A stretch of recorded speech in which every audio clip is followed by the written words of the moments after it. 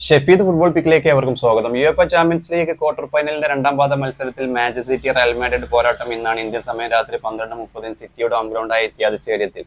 ആദ്യപാദം ഇരു ടീമുകളും 3-3 സമനിലയിൽ അവസാനിച്ചിരുന്നു. റയൽ മാഡ്രിഡിന്റെ ഹോം ഗ്രൗണ്ടായ സാന്റിയാഗോ ബെർണാബിയിൽ നടന്ന മത്സരത്തിൽ ഇരു ടീമുകളും 3 വീതം ഗോൾ സ്കോർ ചെയ്ത് സമനിലയായിരുന്നു. 90 മിനിറ്റും ഇഞ്ചോടിഞ്ച് പോരടിച്ച് ആവേശകരമായ ഒരു മത്സരമായിരുന്നു. മാഞ്ചസ്റ്റർ സിറ്റിയുടെ ഹോം ഗ്രൗണ്ടിൽ ഇന്ന് തീപ്പാറും പോരാട്ടം തന്നെയായിരുന്നു. കാരണം 2022-23 സീസണിൽ റയലും സിറ്റിയും ഇവിടെ സെമി ഫൈനലിന്റെ ആദ്യപാദ മത്സരത്തിൽ 1-1 സമനിലയായിരുന്നു.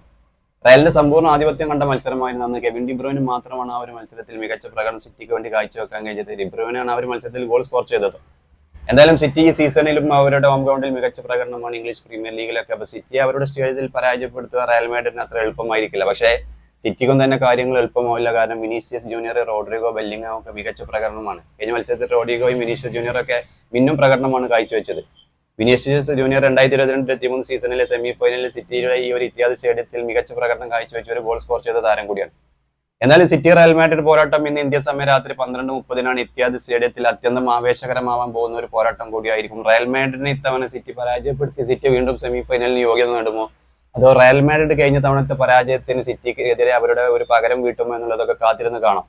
എന്തായാലും ഇഞ്ചോടിഞ്ച് പോരാടിക്കാൻ പോകുന്ന 90 മിനിറ്റിന്റെ ആവേശകരമായ മത്സരമായിരിക്കും മാഞ്ചസ്റ്റർ സിറ്റി അതുപോലെ റയൽ മാഡ്രിഡ് തമ്മിൽ ഇന്ന് ഇന്ത്യൻ സമയം രാത്രി 12:30 ഇത്തിഹാദ് സ്റ്റേഡിയത്തിൽ.